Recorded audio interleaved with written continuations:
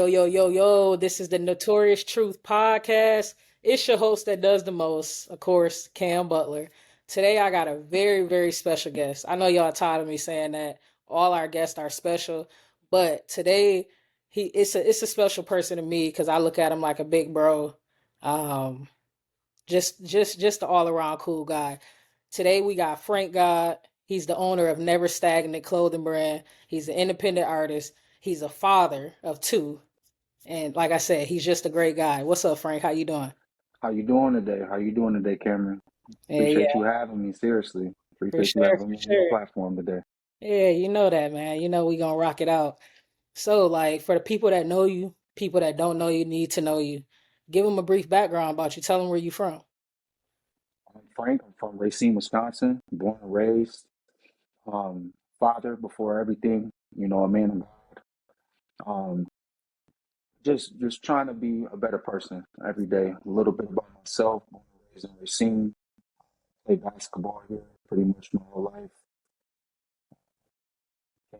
Started some clothing a couple of years ago. Poured into it, and it's been becoming something real positive outlet for not only myself but other people. So I'm just appreciative to be here. I'm blessed. Thank you for having me on your platform. Seriously. Oh yeah, yeah, for sure. Obviously, had to bring you on for the obvious reasons. I mean, like you said, you here to inform and inspire. So never stagnant.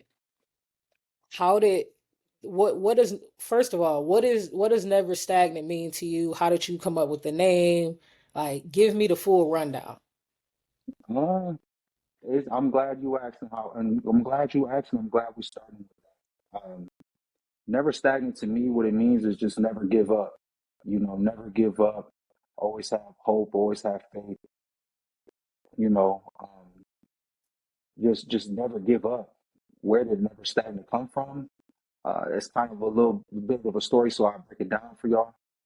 Um, I was making music, years ago with some homies. I've always loved making music, and around like I'll call it maybe 12, 13, with a group of friends, we were all making music as a collective, and always enjoyed it. I just really always enjoyed it. I always had fun with it. I always just felt like it was something for me. But as we got older, we all kind of branched off and started doing our own thing and stopped making music. And I would say maybe 21, maybe 21, 23, somewhere in there. I gravitated back towards it. I was like, you know what, instead, because not everyone else is doing it anymore, I feel like I should stop. So I went back to making music, and, I was enjoying myself while I was doing it. And I became just be getting more serious with it, pouring into it. And, I have an older cousin, his name is Ethan. Shout out my cousin Ethan. I remember him once telling me like, "Hey man, you need your own brand." So uh, when he was telling me that, I kind of rushed into it, trying to pick a brand, pick a name, and things like that. And I was like, you know what, let me slow down a little bit. So while I'm recording and making the music and stuff like that, I came up with the mixtape. I was going to name the mixtape Stagnant, because I feel like we all as individuals go through a moment in our life where we, you kind of bump into that wall. You're stagnant. You kind of don't feel like you're getting nowhere, and that's just how I felt personally. So I was actually going to name the mixtape Stagnant, and as the process kept going and I was pouring into it, and I was just hustling. Every day I'm just hustling. Getting to work and just hustling, just anything I could do to be better or do better. And I remember one day it kind of dawned on me. I'm like, damn, I ain't been stagnant in a minute. All right. And it just hit me. I'm like, it's never stagnant. Yeah. Like, no, like, okay, okay, I can stand behind that. I'm like, and I had to ask myself for a second. I'm like, is that corny? And they're like, no, I mean, it's you. So I was like, you know what? It's never stagnant, and that's how I came up with the brand. That's how I came up with the brand. And that's the best way to, or should I say, that's the best way to promote your brand, just being yourself. They always say if you can make money off of your lifestyle, why not? Yeah, Like definitely. like you said, you're never stagnant. Like, hey, now Yeah, look at us. We here yeah, now. correct. Like we Beautiful, here. man. I seriously appreciate you, y'all. You have no idea. Yeah, for Um, sure, man. You got one of the hottest brands in the town, man. Like, when did you start Never Stagnant? it's never stagnant. I started it around, I would say maybe 2019. 2019 is when I started it. I went and built an LLC about 2020. You know, um, the truth is when I was doing music, I wasn't getting no feature money or I wasn't getting no show money. So um, I started making clothes, and Yeah. the first run that I had sold out maybe in like 3, 4 days. So I'm like, this might be a good thing. So that's kind of how it all really got going. So when you first started Never Stagnant, of course, jumping into a new business, we always have like roller coasters. Um, was it hard for you to find a manufacturer, or should I say the right manufacturer? Mm, I wouldn't say necessarily, if I'm being truthfully honest with you, never stagnant. The, the process and the elevation of it is crazy because in the first years of having it, I didn't have a manufacturer. I did it all myself. Shout out to Godfrey Campbell, Living Loaded. Yeah. Um, he was actually like my right hand man when I first started. So I would order blank hoodies, and I would take them up, drive them up to Milwaukee, have them print the hoodies up for me. Order my own bags off of Amazon, bag them up. So I was really hands on with the process. I didn't get a manufacturer to last year. Oh wow, that's Yeah, crazy. so yeah, I was very hands on with the clothes and the process of it all. So Yeah, definitely. definitely shout out to Godfrey. Godfrey, he was one of literally my right hand man. Well, he's still my right hand man, but that was literally a person that kind of like cuffed me and took me under their wing. Like when I first started my brand in 2017, he was just like he haven't started his brand at the time, but he was getting all his stuff. So he had the t-shirt press, he had the vinyl cutter, and he was just kind of learning how everything worked, but he still wasn't like producing no merch to sell or anything. So he basically just was telling me like, "Hey, I'll do your cuts for this much," and he wasn't charging me anything. Like he was basically kind of just doing it, on GP. Yeah, I'll forever be thankful for that. Yeah, Godfrey, he's a good dude, man. He's a great dude. great, That's that's amazing. that's crazy. You just He kind of don't get enough. Yeah, yeah. he Like don't get enough credit. He a real godfather he when it helped me with comes to my the first clothes. fashion show, man. Like he came, set up shop, put his stuff in there, kind of took over the whole program. Like it was crazy. Like yeah, that's big, bro, for sure. Shout out Godfrey, guys. Shout out Oh, Godfrey. godfather for sure. Hey, living loaded. What do you say? Exactly. Living loaded, living off a dream everybody died. Yeah, Yeah, he it's a real fact. godfather when it comes to the clothes. He don't get enough credit. He Yeah, really yeah, for don't. sure. He definitely don't, but everybody know. They know who the real G is. But like I was saying, like not to get off too far off track, you said that you started your brand around the time that you were rapping. So is like was that something that you kind of just did like in your free time with your guys, or did you like ever see like a career doing that? Yeah. Um, I I feel like anybody that's making music, they would love to make a career out of it. But at that point I had to just be real with myself. I had already invested, let's call it $10,000 into music, and I never seen a dollar back. I wasn't getting any feature money, I wasn't getting any show money. So I took a couple steps back and I said, okay, well, do rappers what do they have to offer besides these other necessities? So Yeah, again, I look back and I'm like, okay, well, all of them have a brand. Little Dirk, OTF, Lil right. Baby, Four Pockets Full, Gucci Man, 1017. So my cousin, he had kind of put that on me, like, hey, you need your own brand, Yeah, and that's when I came up with Never Stagnant. And when I came up with Never Stagnant, I said, you know what, I ain't getting feature money, I'm not getting no show money, not really even getting no streaming money. Like the streaming money was coming, but it was, it's a couple bucks. It ain't nothing too crazy. So I started selling merch, and it was successful right away. So I was like, you know what, let me go ahead and pour into this. And you that's you converted your fans over to like consumers. How you Yeah. them, yeah, my Well, not to get off track like you said, but what was happening was is I was getting, I call it unwanted attention, so sometimes you might be at the gas station or something like that, and you got somebody staring at you and they're like, "Hey, yo, I just was seeing you on YouTube, like, I seen you rapping and yeah, stuff, and they like, I'm gonna support you, so yeah, what happened was is I start building the clothes up and I got them in my trunk. So when they would say, hey, you know what, like I'm trying to support you, I'm like, hey, you know what, come, what I'm saying, come to the trunk. I got some yeah, clothes in the trunk. I got a hoodie for you, yeah. and I that's kind of like how it all trickled effect, so Do you definitely. are you a fan of Nipsey? Man, Nipsey is the goat, No, facts. You just kind of goat. you remind, like, I wouldn't say now, but anytime I see you dumping out your trunk, I always say it to myself like, man, Frank guy, he on his Nipsey shit. Like he pulling up, hey, I got this in the trunk, I got this size, that size. Hey, you can come to the store if you want to. Like that's Yeah, that's dope. You you got to definitely be ready. get it You got to in. be ready. You motivate me. Now I start riding around with shit in my trunk. You Try know? to.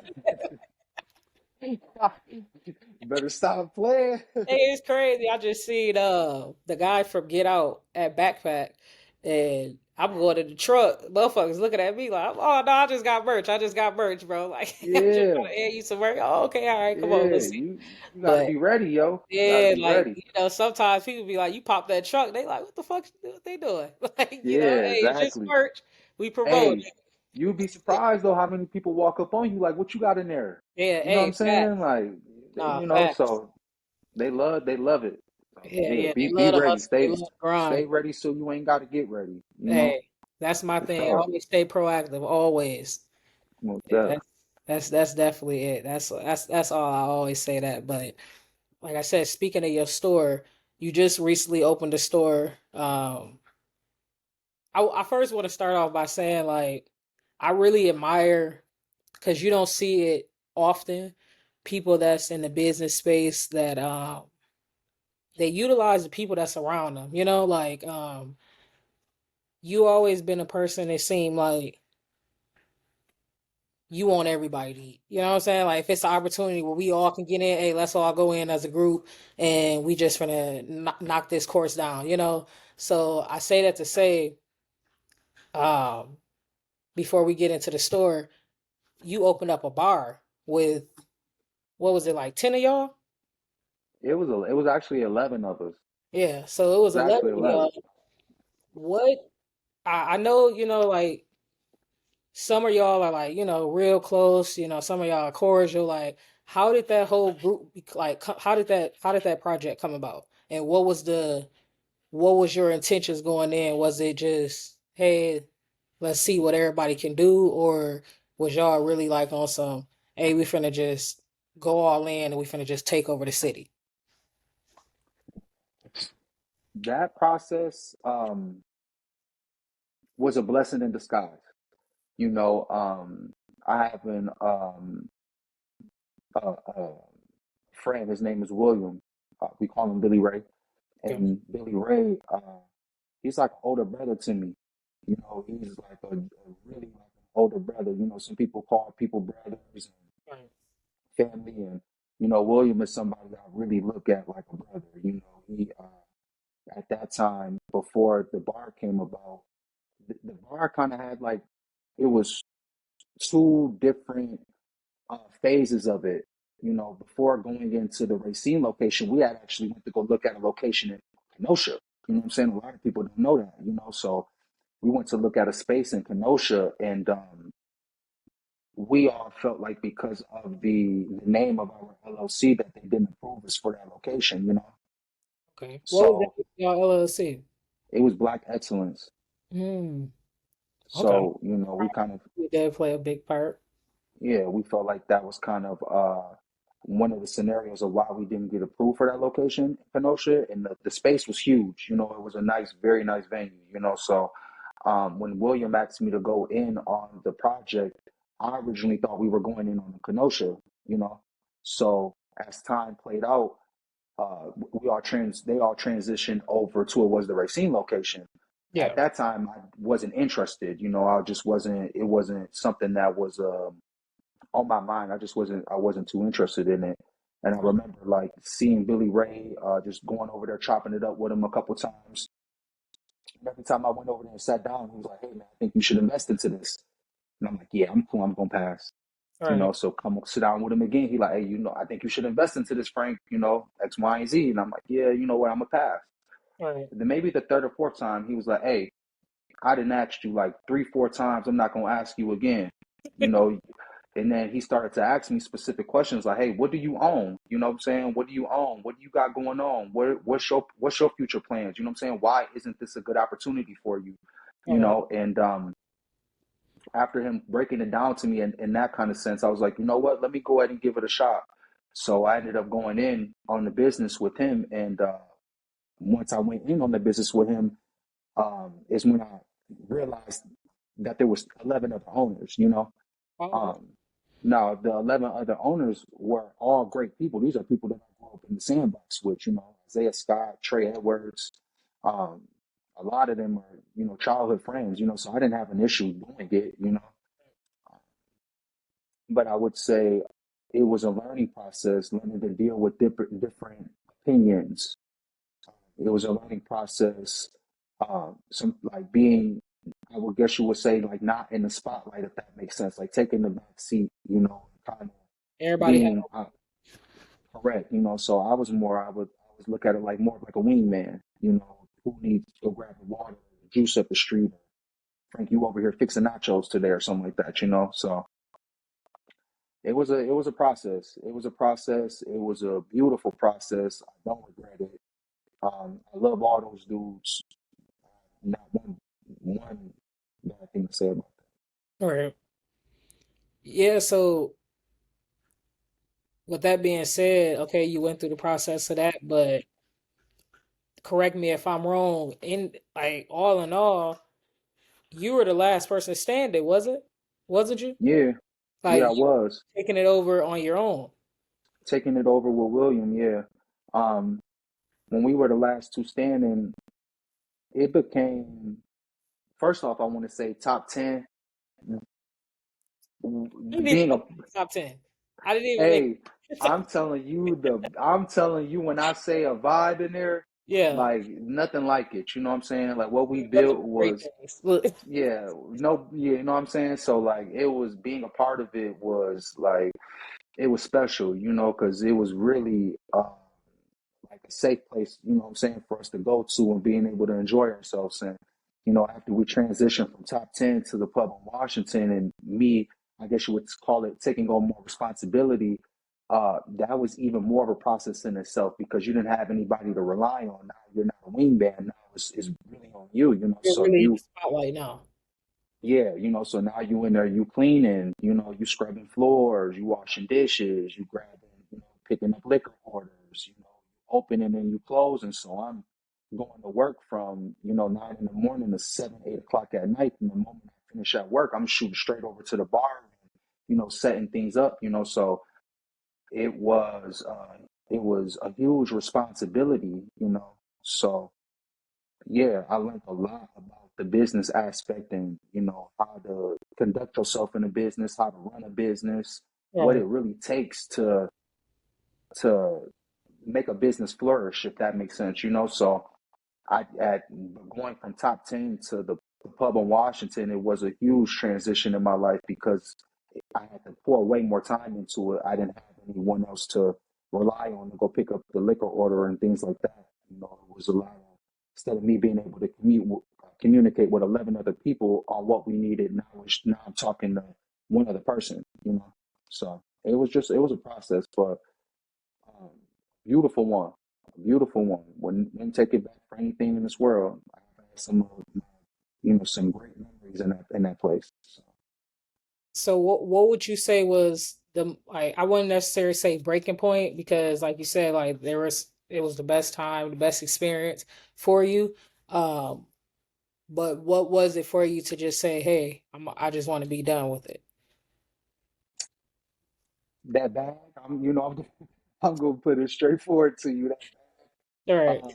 But outside of that, outside of, I would call it the money as well, just being realistic with you and, being vulnerable. This is a vulnerable moment for me, Right. Um, you know, the place at a point became not so much of a safe place, if that makes sense. Right. You know, so it became stressful, on your mind and things like that. Just not knowing what's going to happen on a day-to-day basis, and having, I will call it, tragic situations happen in there, and Right. feeling like you could be to blame if something were to really happen. So I would say that really became the breaking point, and to feel as if you are going to lose your business and you're not going to gain anything, you know. So that honestly became the breaking point. If we could have held on to it, that's something that I really wish we could have, but we felt at a point that we were going to lose the business and get nothing from it, so. And then, there were a few scenarios and situations where even me being there, where it was harm, harm going on, some people not wanting to see your business flourish, some people not having they say that they love you and they respect you, but then they come and disrespect saying they come and disrespect your establishment, so I would say a lot of those things played a huge part in us making the decision to get rid of the business, so It's one of the best decisions, though. yeah, You said you didn't want to be responsible for other people's actions, period. Like you can't really control it, but just that being your establishment and it happening at your place of business, I can understand how much pressure that can be up on you. Because that would be my definitely, main thing, especially with you being so known in the town and the town being as small as it is, like, oh, everybody know you, like, so a lot of things that do happen there, they afraid. What happened? Why this happened? You like, I wasn't even there. Like I yeah. I'm at home watching it from my phone, you know what yeah, I'm like saying? I So don't it's know like, nothing. Like I'm waiting for my workers to come tell me, like them to come fill me in and put me up to school. But I definitely yeah, see how that can play effect. But you working, I know you said you was working a full-time job and coming, then taking over and running the bar, doing your clothes, rapping. Like how do you juggle all these different things, being a full-time employee, full-time entrepreneur, full-time father? Like how does how does all this play into effect? Because like um I haven't been blessed to have kids yet. I think I'm not ready for them yet.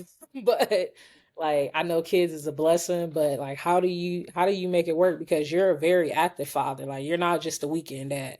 Like I just seen yeah. you. I was in town. You were at your kid's game. So like, can you give us a little intake on that?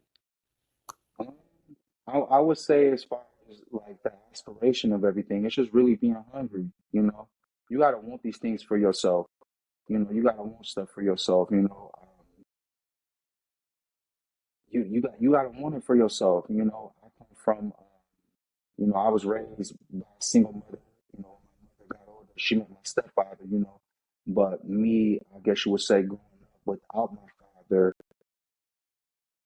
really put it on me to be a father, if that makes sense. I understood what it feels like to have an absent father, and I never wanted my sons to feel like that. So when it comes to my kids are top priority. They come before clothes, they come before work, they come before any of those things. My sons are top priority in becoming a better man to lead them. I still make mistakes. I bump my head. I'm far from perfect. I'm never gonna sit here on your platform and just make it seem like I'm this flawless person. I'm not. I make mistakes just like everybody else. I trip and fall and bump my head just like everybody else. There's been times where I've been short on a bill or two, just like everybody else. So I'm not perfect, but every day I wake up with the aspiration to just be a better individual. How do I juggle it? Hunger. I wake up, I'm hungry. I know what it feels like to have nothing, and I know what it feels like to, be in the position that I'm in now, and I don't want to jeopardize that by being lazy. So I make sure I pour into myself, into my job, you know. They always say, they say certain things like, when you work in, you can wake up and you can work for yourself, or you can wake up and make somebody else rich. So I feel like I do both. I wake up and I work for somebody else. I'm not too good to go to work. And then I wake up and I pour just the same amount of effort, if not more, into my own business to make sure it's flourishing as well. So, and I always keep in mind before any of the, the fame and the glory or anything like that, make sure I'm being a father, before anything, because I know what it feels like to, what I'm saying, not your father around, what I'm saying? So I don't want my kids to ever go without, so just looking to be the best that I can be. And again, like I said before, I make mistakes just like everybody else. I have a day or two where maybe I'm not feeling it either, you know, I get it, I wouldn't call it depressed, but I've been through, what I'm saying, situations or scenarios where it's just like it's hard to get into that rhythm of things. Right. So I'm not gonna sit here on your platform ever in life and lie in your face and just act like I'm flawless. I'm human, just like y'all. You know what I'm saying? Shit, we all trying to get it right. Yeah, our testimony, that's what makes us who we are, though. Things that we Yeah. go through and that we overcome, I feel like. So, like, speaking of fatherhood, I know just not too long ago, your father passed. My condolences again. As I told you before, what would you say that effect of you losing your father, or what was the effect, or possibly what helped you? How did that help you, like, to how you pour into your kids now and your relationship with your boys now? Um, first and foremost, I want to say, um, rest in peace, my dad. You know what I'm saying? My father, he wasn't the greatest. He wasn't the greatest dad. He'd admit it. But one thing he was an amazing grandfather. My father, before he passed away, um, he was going through a divorce, so he came to live with me. And while he was living with me, I had the opportunity to really get to know him. And have some moments with him and really understand them. You know, saying you hear things about your parents all the time, and to be able to get to know him for myself without any cloud of judgment or anyone else's opinion was something very special for me. I really cherish those moments, and being able being able to just see his gestures and the way that he was, um, really helped me understand myself, and what I need to do in order to make sure my kids don't grow up and make I guess you would call it maybe the same mistakes that we have, Right. or not being able to, um, manage your thoughts, manage your emotions, things like that, and giving my sons an outlet for somebody to be able to really like help guide them.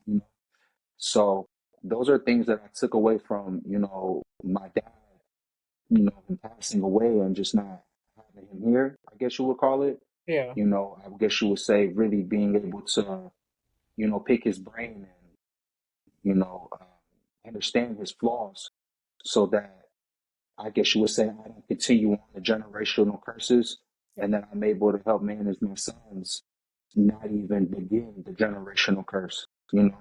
So if that answers your question, but him passing, it was heavy on me at one point in time, I'll admit, because again, I never got a chance to really know my dad until he started living with me. A lot of people go live with their dad, you know what I'm saying? And they live in their parents' home, and it was a little different for me because my dad came to live with me. So it was kind of like, I won't call it awkward, but it was kind of like, this is a little different for me, you know what I'm saying? Something So to adjust to. yeah, but I feel like at a point in time in my life, I had a lot of resentment towards him. This is just me being vulnerable. You know what I'm saying? This is all. At a point in time, I had a lot of resentment when it came to my father, but when he came to live with me and being able to understand him and just kind of being able to pick his brain and things like that, Yeah. and then being able to be in a space where I'm able to forgive him, what I'm saying? It was special for me, you know what I'm saying? And not only that, he was an amazing grandfather, you know what I'm saying? He maybe might not have been the best dad, and that's fine. Sometimes I always tell myself, like, because of the person that he was, I don't think he really would have had a positive effect on my life if he was in my life when I was younger. Right. So I don't think sometimes we view things that way either. I think I was mature enough to kind of understand that at a young age, like, hey, I don't what I'm into, he ain't even into anyways. So it was kind of like that. But when he began to live with me, he was, when I say top tier, a top tier granddad. You know what I'm saying? A top tier granddad. He was top tier.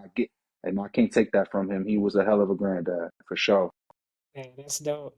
So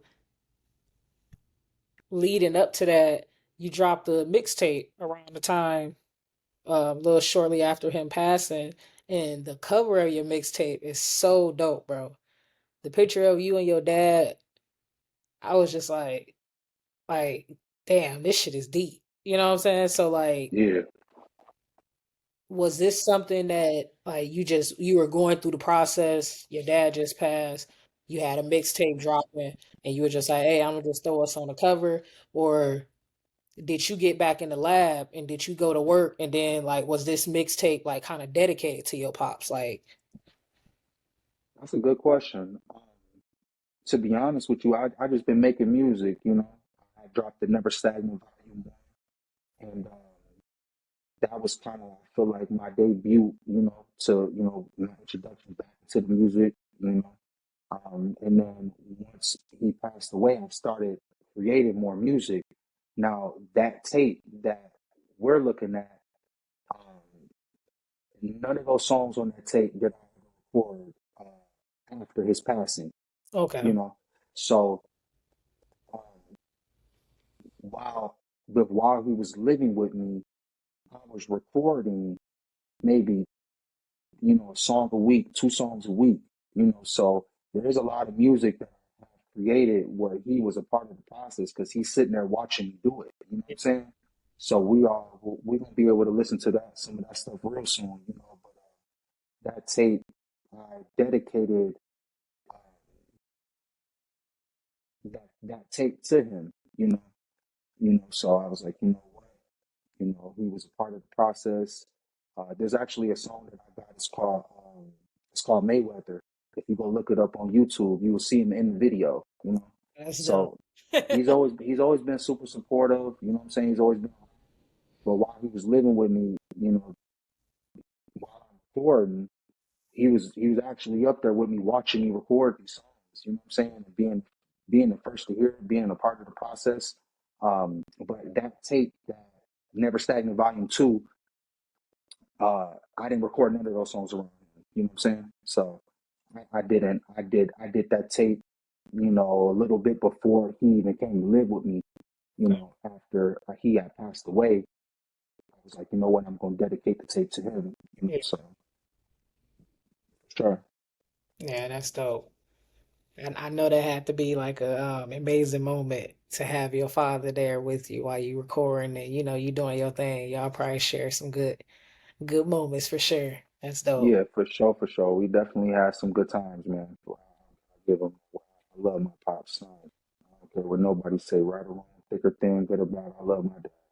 Man, it's always blood over mud. Um, so what if you can kind of tell somebody that's kind of like probably went through this a similar situation that you went through as a young kid, not having your dad around, eventually forgiving him, welcome him back into your life. Now he's being, like you said, a better grandfather than he was a father to you. Um, like how important do you think those second chances are, especially when it comes to like a family member?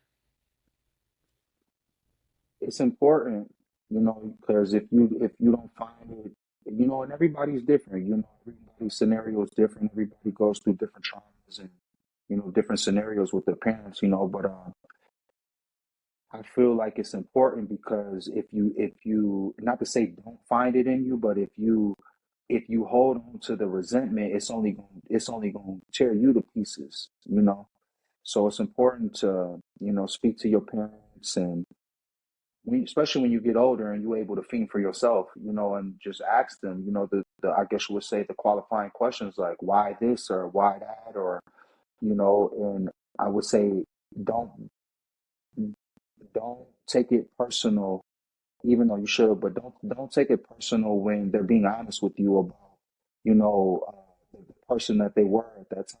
You know, that Right. was one thing I had to really take into accountability because I would ask him a question and I would get frustrated with his answer when realistically he just being honest with me. You know, so after hearing his answers and you know taking a couple steps back and you know I guess you would say what's the word I'm looking for like I guess you would call it understanding, you know, trying to understand what he's saying.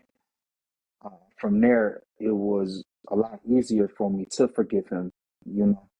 So, and especially me being a father too, a single father at that, you know, because I'm like, okay, well, you know, I can see where you're coming from because it is hard. It is hard to watch your kids. You know what I'm saying? It is hard. You know what I'm saying? Trying to Right. teach them, you know what I'm saying? Teach them, I guess you would call it even the basics. You know what I'm saying? How to wipe your behind, how to put your clothes on, you know, brush your teeth, you know, wash your face, you know, just the basics, you know, things that we overlook sometimes, you know, as a parent. It's a process, you know, so just, you know, understanding the amount of pressure that he had on him because he, you know, I ain't his only kid. He has eight other kids, you know? So, Damn. Are you the yeah, oldest, please? as far as I know, as, as far as I know. So, And how is your relationship with your other siblings? Because I know you and Finesse are pretty close. yeah, Finesse is my evil twin. That's my twin, you know. Yeah. My other siblings, unfortunately, I don't get along with them as well, you know, but that don't mean I love them any less. I love all of them, you know.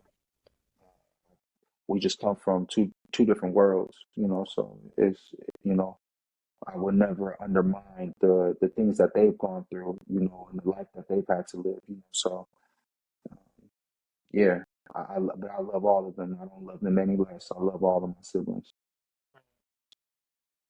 So where do you think that your entrepreneurship trait came from? Because I feel like you can't teach nobody you can't teach nobody that. I don't care Yeah, school for it. Hey, I mean you might be book smart, but if it's not in you, it's not in you. And I don't think it's for everybody. So from you to go like of course you kept the 9 to 5, but for you to go from having trying to pursue your music career, investing into that, um didn't get the return that you necessarily wanted, but then you pivot over, you start doing clothes, which you're flourishing in that's doing very very well. Then you got the bar, now you got a store. Like what when did your entrepreneur, like when did you know that you was like that you were entrepreneur, that's something that you wanted to do? I knew I was, you know, entrepreneur slash hustler. I just knew I had it in me when I was young. Um, I was playing basketball actually. I was playing basketball, you know, traveling AAU basketball and going on trips.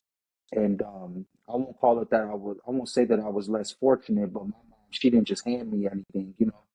Right. So there was a couple times where I wanted to go. It was a basketball tournament, for example. I had one in mind. I'm gonna bring one up. It was a trip to Minnesota. I was playing for the Wisconsin Wildcats. Yeah. Yeah, and we were going to Minnesota one time. And the trip was probably like $500, $600, you Mhm. know, maybe a little extra. And my mom at that time, she just didn't have it, you know, so she was straightforward with me, like, hey, I ain't got it, you know, and she gave me, you know, maybe 100, $200 to start off with, like, hey, this is, you know, what I'm saying this is what I got for you know, you come up with the rest, you Right. know. So I had, at that time, I had a good friend. He lived down the street. His name was Tony Hernandez. So I actually went, you know, his mom, she had a membership to Sam's Club. Yeah. So I remember going down there, kind of telling her like my situation, like, hey, you know, I want to go on that trip, but I, ain't, you know, what I'm saying I ain't got money for it. So she was like, you know what I'm gonna do for you? I'm gonna take you to Sam's Club and we're gonna buy you some candy bars, you know.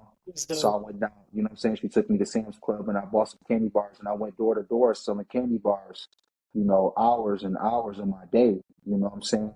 Just door to door selling candy bars with yeah, my uniform on. And I remember walking miles, you know, getting up at, you know, early in the morning, maybe starting at 11 o'clock and not finishing until 5 o'clock, you right. know.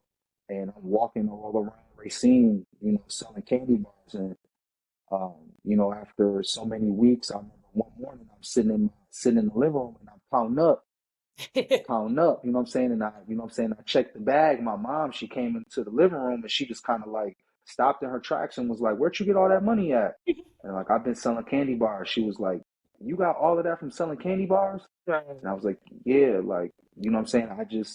I've always had this mentality where it's not to say that I just don't like no. You know what I'm saying? I don't want to be told no, especially when I feel like I have it in my possession to make it happen, you know. So instead of me relying on my mom to give me the money or crying about her not giving me the money, you know, I took it upon myself and, you know, I was hustling. And I remember I was playing ball for the Wildcats, but I remember like 3, 4 years after that, I remember I went to one of my neighbors' doorstep and I was selling candy. And he was like, "Damn, you still selling them candy bars, ain't you?" And I'm like, "Yeah, man, you know, but I'm still hooping, still trying to, you know, go on these trips, you know what I'm saying? And they don't pay for themselves. So Yeah. we're gonna keep selling these candy bars." So I would say that is when I knew I was an entrepreneur. That's when I knew I had, like, I guess you would call it like a different battery, you know? Right. Yeah. Yeah, you know, you had that battery in your back then. You was going Yeah. door. Yeah. I was door to door with it. I ain't playing. Hey, you ain't wrong. You had a hell of a sales pitch though. Yeah, I'm a basketball player. I'm still hooping. Hey, that's how they get you every What? time. It be people. It's crazy. Not saying that you were doing it, but it's people that be at the grocery stores and stuff out here, and they'll have a kid dressed. I know you seen the viral video, like people be dressed up as basketball players. You be like, "What team you play for?" They be like, "You like you don't Yeah. know." Like it's Yeah. a crazy hustle. It's definitely a crazy hustle. What would you say? Don't you think that they need to bring back AAU like how it was for us? Because now I see a lot of AAU teams and programs, but I don't know if it's the fees too high or if it's just like it's too the or like the programs are too far out where the parents can't get to them or whatever. But I think that's what our community lack now, and that's why like a lot of kids is, like they getting off into shit they don't got no business doing because they don't have the resources I feel like that we had. Like, and that was another thing that I was gonna like get to far as how do you parent your kids now than how you grew up when you were a kid because it's crazy. Like 2020, 2020, 2024, 2025, like raising a child, let alone two boys, like that's wild. Like I don't know how you do it. Like Um, I would honestly, and this is no disregard to either of my parents, you know, but really being there for them, you know, having that structure, that discipline. You know, when we were younger, I feel like we kind of had a lot of freedom.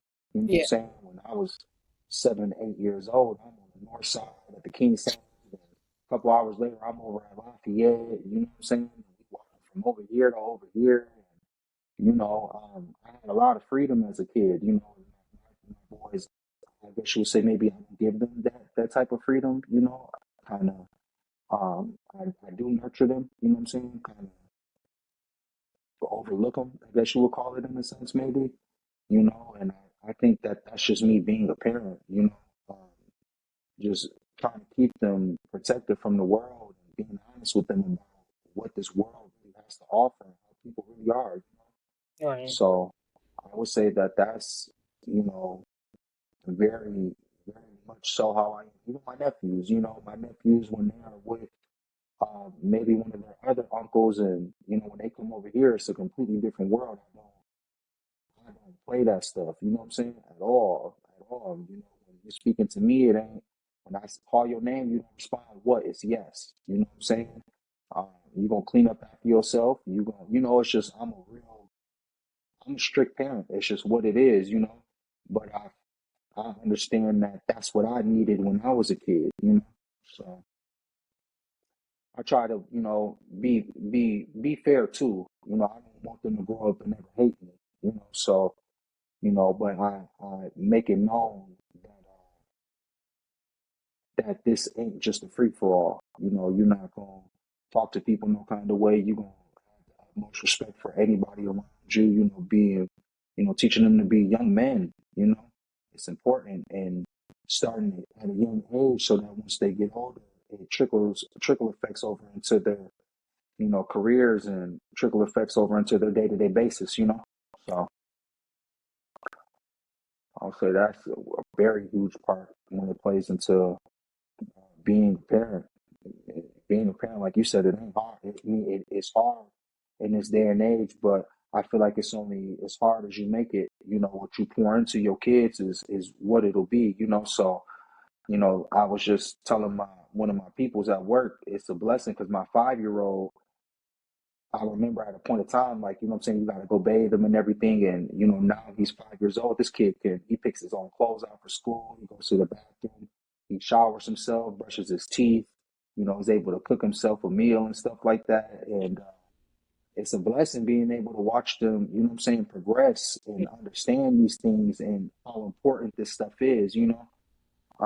So, you know, it's a heart feeling watching them become, you know what I'm saying, young man, young man. That's dope. I know that's a beautiful thing to watch as a father point of view. That's how, Hard, but it very so much worth it, very worth it. And I wouldn't want anybody else to do it, you know. right. Hmm.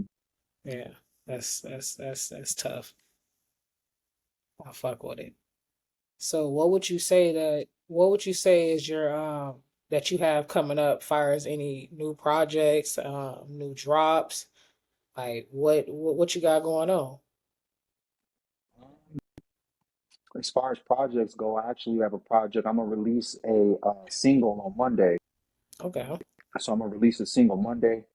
And then I have another project following up that'll be dropping on Valentine's Day, you know, and I'm kind of Shit. switching up. Yeah, I'm switching up the tempo a little bit. I got something coming out for the ladies, so Okay. I'm excited. Yeah, I'm excited about that to just kind of give people a different wave and you know being open and vulnerable. You know what I'm saying? So I'm excited about that.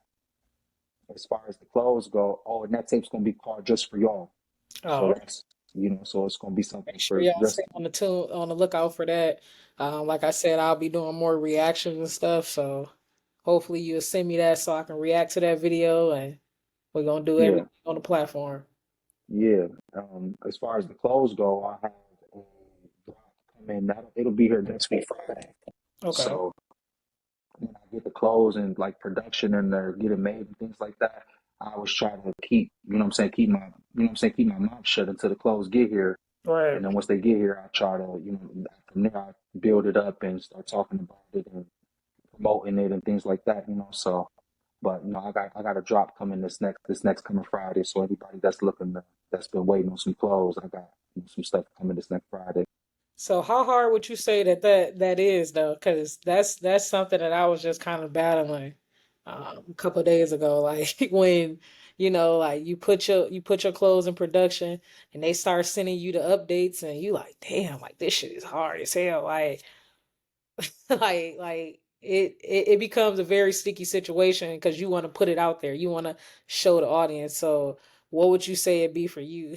Like from production to getting it. Like you said, you kind of like hold it off and then you try to drop it. Yeah, I don't know. And it's funny because I feel like I do it backwards. You know what I'm Yeah, saying? I do it backwards versus everybody else. But and this is just my opinion. You know, um, I feel like I've had better success because. So, for example, let me explain. Right? Let's say I drop a picture of what's to come, right? right, So now you have this idea in your mind of what the clothes look like, right, right? So now, let's say, for example, you like the coat and you're like, man, I want that coat. So you might have somebody write you and be like, hey, yo, let me buy that coat. I want that coat right now. And you're Right. like, well, it ain't gonna be here for 2 weeks. You know Right. what I'm saying? So that person that had money in hand, they Yeah. ready to buy right now, you can't sell it to them because you don't got it. You know what I'm Right. saying? So I was like, you know what? There was one time where I was like, you know what? I'm not gonna say nothing about the drop at all. You know what I'm saying? When the clothes get here, I'm gonna drop the clothes, right? And when I did that, I think this time I even maybe got like, let's call it like 10 likes and maybe 5 shares or something like that. But my inbox is going crazy. You know what I'm saying? So every single person that's writing me, like, hey, let me get that. I need that sweatsuit. I'm like, okay, bet I got it right now. Where you at? Right. So now you don't gotta wait. You Yeah. can't waste my time. You know what I'm saying? The moment you get to talking to me about the outfit is, where you at, what size you need, what color you want, where you at. I'm coming to you right now. And I feel like as far as the turnaround with getting things sold, I feel like I had more success doing it that way. You Yeah. know? So that's just my personal opinion. When I look at different other brands that drop it, let's call it prior to it actually coming out, Yeah. I don't think that they're doing it any way wrong. I just have noticed that I've had more success once I release the clothes and I say the clothes are actually here. I've had more success getting them gone faster in a shorter time span because I actually have the clothes in hand with me. You know what I'm saying? So Yeah. now when you're writing me like, hey, I want that coat, you know what I'm saying? I'm like, okay, well, what size you need? And it's this much, where you at? You know what I'm Right. saying? Versus, oh, it ain't gonna be here for the next 4 or 5 days. That person that was willing to spend that money with you, they might not have that money in 4 or 5 days. Yeah. So I feel like I had success doing it where I feel like nobody could really waste my time. You know what I'm saying? Not to be rude, but like, let's be honest. You know how it would go. People to Yeah. write you and be like, let me get the outfit, and you like, I got it on hand, where you at? And then they might not respond. You know what I'm saying? So it's like, why is you even writing me? Because Right. you know what I'm saying? If you know you ain't got it, then don't even talk to me about it. So That's the fake conversation phase. yeah. And Yeah. what happens That's is fake. Just want you to say hi. Yeah, exactly. You know what I'm saying? But and then you might have somebody, they might write you and be like, hey yo, let me get a sweatsuit. Cool. 2 weeks later, you calling them like, hey, you still want that sweatsuit? Yeah. And now they not answering, or they're making you feel like you bothering them or something like Right. that. You know what I'm saying? So I never liked that feeling. So I said, you know what? Instead of me, promoting something that I don't have, I'm gonna promote it when I got it. You know what I'm saying? So now that I got the clothes in my possession and now I can promote it a week and a half straight, a week straight, and you don't gotta ask me when is it gonna be here. It's already here. You know what I'm saying? So instead of me promoting something that's on the way, I'm promoting it while I got it. Yeah. Yeah. That make a lot of sense. So to pivot a little bit, this is where things gonna get interesting right here.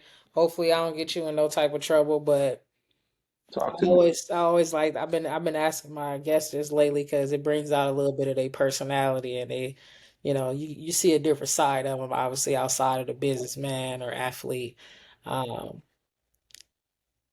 what would you say is your type? Would you say natural, petite, BB or BBL? Mm, I like I like genuine. I like genuine. That was a smart answer. I like genuine. That was a You know, smart, safe answer. yeah. I'm a lover boy. That's just what it is. You know what I'm saying? I'm a lover boy. But as far as like, as far as my preference goes, I do like something thicker, that's the truth, but when I am dating or looking for a significant other, I'm looking for genuine, you know, as far as how you look is a plus. That's a plus. I always call that the icing on the cake, Right. who you are, what I'm saying, at heart, your mind, your soul, those are things that I really pay attention to those things and, just who you are as an individual, so me personally, you know, I'm gonna go with, I'm gonna go with genuine, you know what Yeah. I'm saying? Now, do I like something thicker? Yeah, I like something thicker. That's, you know what I'm saying, as far as BBL, you know what I'm saying, or something like that, you know. But if somebody loved me unconditionally and it just I knew you loved me and I knew I loved you and the connection was the connection was super deep. Right. um you could be petite, you get what I'm saying. Right. I'm looking for real love, you know, because you might have, you know what I'm saying, you might have shorty and yeah, she super thick, big booty BBL, but she don't mean you no good. You know what I'm saying? So it's like at that point, you know what I'm saying, who cares how big your butt is? You know what I'm saying? You're not really for me. You know what I'm saying? So if I had my pick, I'm going with a nice big round. You know what I'm saying? Yeah. You hear me? Yeah. You But ain't really I'm into look it now, God. yeah, I'm looking for genuine though. You know what I'm saying? I'm looking for real. I'm looking for real. I want real love. I don't want, you know what I'm saying? I don't, all the other, that shit just hype to me. You know what I'm saying? I'm looking for somebody that I know love me for real. I don't want nobody around me that's gonna be playing with me. I don't care how good you look. Alright, so speaking of you want genuine love, like what would you say with you being in the situation? Are you a 50-50 or 100% type guy? It depends on what you call 50-50. You know what I'm saying? It's, if I'm washing the clothes, I don't see no problem with you folding them. You know, if you cook, I don't mind washing the dishes. You know, um, my initial goal is to be in a position where my wife doesn't have to worry financially. Glory to God. You know, one day that'll be something that I'm able to make happen for my wife. I would love for my wife to never have to see a bill. That ideally, but as far as 50-50 goes, you know, is breaking it down like that. That's kind of ideally how I see things, scratch my back, I scratch yours. Again, if you cook, I'll wash the dishes. If you wash the clothes, I'll fold the clothes. You know what I'm saying? I We in this just, together. yeah, we in this together. Scratch my back, I'll scratch yours. Help me, I'll help you. I think sometimes as a man, sometimes men, they don't have safe places where, they are be able to be vulnerable, if that makes sense. Because everybody wants to be loved. A lot of women don't understand, and not to say a lot of women don't understand, but look at men and their mothers. You know what I'm saying? Like, men, they'll go That's to their mom house just to lean on their shoulder for an hour or two, just because they can't do it at home. You right. know, so me personally, I feel like that's important with men being able to have those vulnerable moments with their woman, what I'm saying? You know, at night, what I'm saying? Homie might just want to lay on your chest and go to sleep on your chest, what I'm saying? Just things like that. So I don't look at, when people say, like how you asked 100% or 50-50, what I'm saying? Me personally, I would love to be in a position where I'm able to, financially take care of my wife, but I would love to have that 50-50 aspect too, where I could lean on your shoulder just how you lean on mine, you Right. know? So most Yeah. definitely. Yeah, I agree the same thing. Because, I mean, it might be times where, some people, they might be, you might get with them. Their finances may be good, then they might hit rock bottom, and hey, you might need to cover the bill 100%. I feel like if you with that person and y'all rocking and the love is genuine, hey, it's 100% there. You know, Most definitely. Yeah, I agree with you on that one. most definitely. So You in asking some good questions, I'll say that. oh yeah, for sure, man. Like I told you, this is real talk at a high level. This is the I pod, love it. and this is what we do at the Notorious True Podcast. So before we get ready to end it out, I always like to ask my guests, what is your notorious truth? My notorious truth, staying true to yourself. Stay true to yourself. Um, Speak positivity. Believe in yourself. Most importantly, believe in yourself. You're going to have people telling you you can't do stuff, or they might not see your vision.